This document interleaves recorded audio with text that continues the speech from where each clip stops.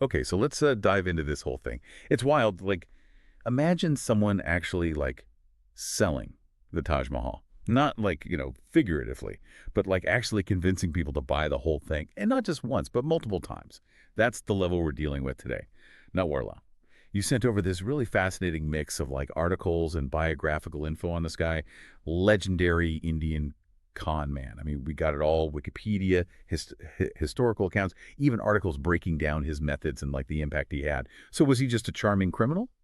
Or was there something more like a visionary grifter kind of exposing flaws in the system? Or maybe just a master manipulator, just driven by greed? Well, it's a fascinating question, for sure. I think what's really interesting about Natwarlal is that he makes us think about, that line between a visionary and a con artist, like, were his actions, did he want to, like, change the world, or was it all just about getting rich? That's what we're going to try to figure out today. I like that. So who was this guy? Right, so his real name, Mithilesh Kumar Srivastava, born back in 1912 in a village in Bihar, India. But even his origin story is kind of, wrapped in mystery. Oh, how so? Well, we have these two main origin stories that people talk about. One is, paints him as this rebellious student, got into it with his father and a teacher, and then just ran away. The other story suggests he just kind of stumbled upon his talent for forgery. A neighbor asked him to deposit some bank drafts, and he realized he could forge the signature and pocketed, get this, 1,000 rupees. Wow, 1,000 rupees back then. That had to be a fortune. So what do you think about these two stories? Hard to say which is true, really, but they both kind of highlight, his comfort with breaking the rules right from the beginning, whether it was rebellion or just like this calculated thing to get ahead. He was definitely okay with operating outside of like what society expected. Yeah, maybe a bit of both. That's interesting. And from what I've read, that rule breaking definitely didn't stop there. It seems like it just escalated over time. He started with petty theft and some forgeries, but he just kept getting more and more ambitious. Yeah, and this is where we start to see him really understanding systems and how to exploit them. By the early 50s, Natwarlal was making headlines all over India. He moved way past petty stuff. He had mastered forgery, especially signatures. And we're not talking about just anyone, like prominent figures. Industrialists like the Tatas and Birlas, even politicians like Rajendra Prasad. That's so bold, forging those kinds of signatures. I mean, didn't that get him in trouble? Oh, he was arrested lots of times. But he was also really good at escaping. That's almost as legendary as the cons themselves. We'll get into that. But first, let's talk about the cons that really made Natwarlal infamous. You mean when he sold those famous Indian landmarks? Exactly. He didn't just pick any properties. He went after symbols of national pride, places with a ton of history and cultural meaning. Like the Taj Mahal. He sold that multiple times, right? 3 times, actually. And he didn't stop there. He also sold the Red Fort twice. Even Rashtrapati Bhavan, the president's residence. Wait, hold on.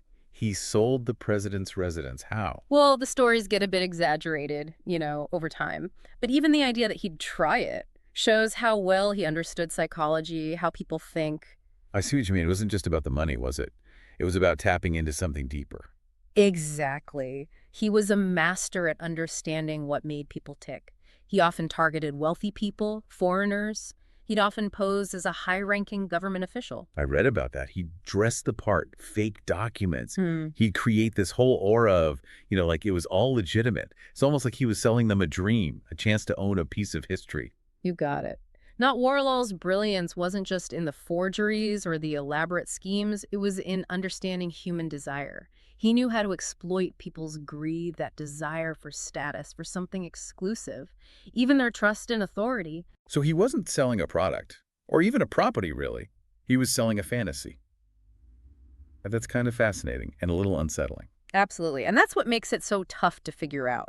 Was he a visionary or a con man? I mean, he was incredibly gifted. He could find and exploit weaknesses in systems and in people. But was he trying to expose those weaknesses for some greater good, or was it all just for him? Yeah, that's the million-dollar question. Yeah. And it's even more complicated because, despite being a criminal, Natwarlal was often described as charming, charismatic. There are even stories about him being like a Robin Hood type figure. Yeah, there are accounts of him sharing his wealth with the poor back in his village, throwing feasts, giving out money before disappearing. So do you think there's any truth to that, the Robin Hood thing? Or was that just another way to manipulate people?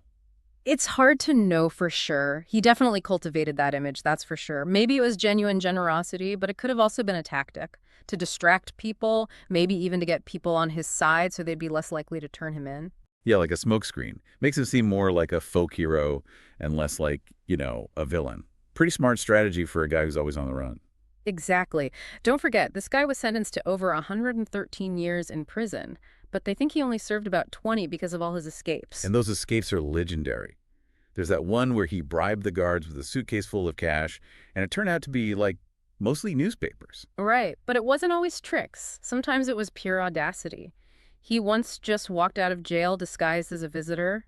Another time, he vanished from a moving train at 84 years old. How is that even possible? The details are fuzzy. Tough to say what's real and what's myth, but that's part of the Natwarlal mystique, isn't it? He created this air of mystery, made people wonder, was it magic or cunning, or did he have help? Like he was playing a game with the authorities, always a step ahead. There's that element to a lot of con artists. They get a thrill from the challenge, outsmarting the system. And for Natwarlal, escaping prison was the ultimate win. Proof he was smarter than everyone else. And then there's his supposed death. All the conflicting accounts, it's just another layer to this whole mystery. Yeah, it makes you wonder, doesn't it? Did he actually die back in '96? Or was it a final disappearing act? Was he tired of running? Maybe wanted a peaceful ending away from all the attention? Or was he still scheming, even in his final years? Still playing the con? It's like even in death, he keeps us guessing. I think we need a minute to process all of this before we move on. Yeah, good idea. Lots to think about here. You know, when you think about Natwarlal's life, it really makes you think about deception, that allure of the con. Easy to get caught up in the stories, almost romanticize what he did. But we got to remember, there were real victims here. Yeah, that's a good point. It's easy to get lost in the legend and all that. But real people lost money, went through a lot of stress because of him. Exactly. So I think it's important to understand how he pulled off those schemes. It wasn't just charm, although he definitely had that. Meticulous planning, knowing how to exploit those weaknesses in systems and in people. Okay, so let's break that down a little. What were some of his techniques? How did he deceive people? Well, disguise was huge. Natwarlal is a master of transformation, over 50 different aliases throughout his life, always changing his appearance, made it super hard to track him down. Like a chameleon, blending in, becoming someone new whenever he needed to. Exactly. And he was a great actor, too. He could become whoever he needed to be to gain someone's trust. And once he had that, well, he knew exactly how to use it. Were there any, specific tricks he used? Things he did over and over again? Yeah, one of his go-tos was forged documents. He was amazing at creating fake IDs, replicating official seals, even making whole sets of documents, all to back up his schemes. He understood bureaucracy, how people just automatically trust paperwork, especially official-looking stamps. So he was playing on people's trust in the system. Pretty clever. Very clever. Worked really well, especially with people who didn't really understand how the Indian bureaucracy worked, like rich foreigners, for example. It's like he was a student of human behavior or something. Carefully looking for those weaknesses. You could say that. He seemed to instinctively understand psychology, knew how to identify desires, aspirations, insecurities, then use that knowledge to manipulate people. And going back to his, that Robin Hood image we talked about, do you think that played a role too? Like, did that make him seem more trustworthy? It's possible. Those stories about him helping the poor, they might have made people think, well, he can't be all bad, right? Made it harder to believe he was capable of these big cons. Strange, isn't it? This criminal mastermind, but also helping people in need. It's a compelling story. And remember, he was operating in a different time. Information wasn't as easy to get back then. Easier to control the narrative, create that sense of mystery, add in the charisma and supposed generosity. It's easy to see how he became this larger-than-life figure. Yeah, it's easy to see how people got caught up in it all. But even the best con artist can't outrun the law forever, can they? I mean, he was arrested multiple times, but he always seemed to find a way out. Those escapes were something else. Showed just how resourceful he was. Not just luck. He planned them out. Take his escape from Kanpur jail in '57. He bribed the guards with a suitcase full of money. Turns out, mostly newspapers. Wow. Sounds like something out of a movie. It does, right? But sometimes it wasn't even tricks. Sometimes it was just boldness.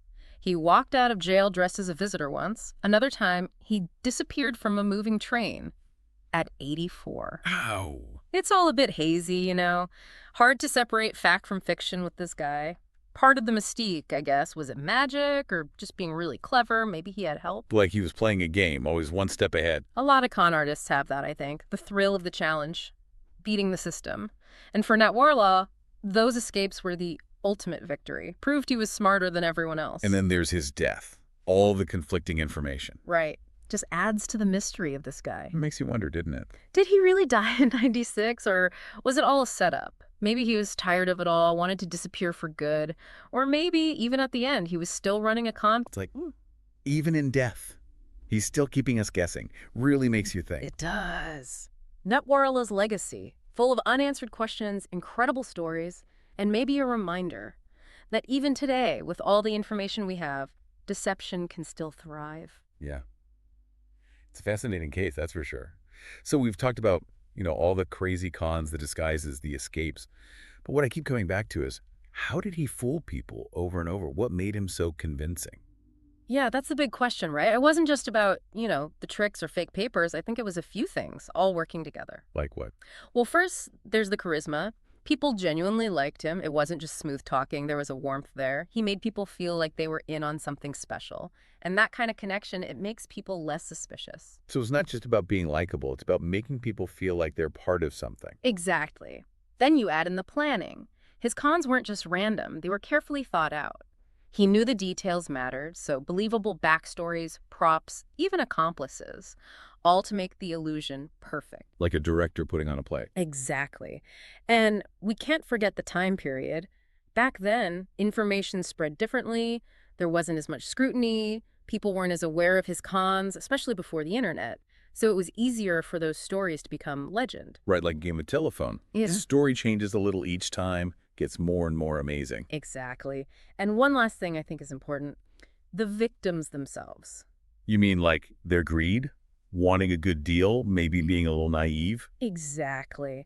Natwarlal was great at figuring out those vulnerabilities and using them to his advantage. He knew how to appeal to people's desires, offering them something unique, a chance to be part of history. He was selling a fantasy. Yeah. And people wanted to believe it so badly that they ignored the warning signs. That's a really important point. It shows how much we want to believe, even when there's evidence that we shouldn't. It's definitely a warning, but it's also kind of impressive, To do what he did took a lot of intelligence, flexibility, and willpower. Oh, absolutely. He was brilliant. But the question is, could that brilliance have been used for good? What if he had used his talents differently? Would we be talking about him as a hero instead of a con man? Yeah, it's the ultimate what if. What if he'd used his skills to help people instead of taking advantage of them? It's something to think about, for sure. It is. I think that's Natwarlal's biggest legacy. He makes us think about human nature. Where's the line between ambition and greed? Can we admire someone's talent even if we disagree with what they did? Big questions. This whole deep dive has been wild. We started trying to figure out if he was a charming criminal, a visionary, a manipulator, and it seems like he was all of those things. Yeah, he doesn't fit neatly into any one category. He was a man of his time, lived on the edge of society, in a world where truth and lies were hard to separate. And he left us with so many unanswered questions, these amazing stories. I think he reminds us that even now, deception is still out there. Well said. And on that note, I think we've come to the end of our deep dive into the world of Natwarlal. Hope you all enjoyed it. And maybe it's giving you some new things to think about. After all, figuring out who's a visionary and who's a con artist, that's something we all have to do. That's true. Until next time, keep questioning, keep exploring, and as always, don't be afraid to dive deep.